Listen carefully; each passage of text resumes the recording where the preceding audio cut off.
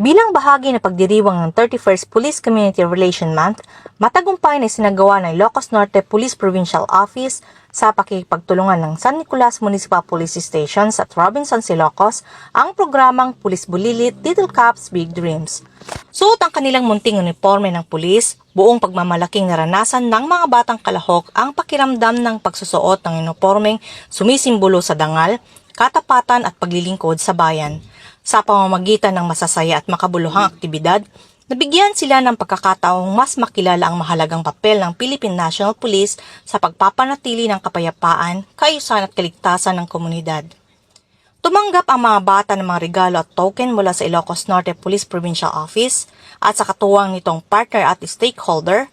Ang mamunting handog na ito ay nagbibigay ng dagdag na saya at nagsilbing inspirasyon sa mga batang nangarap na balang araw ay maging tagapaglingkod ng bayan.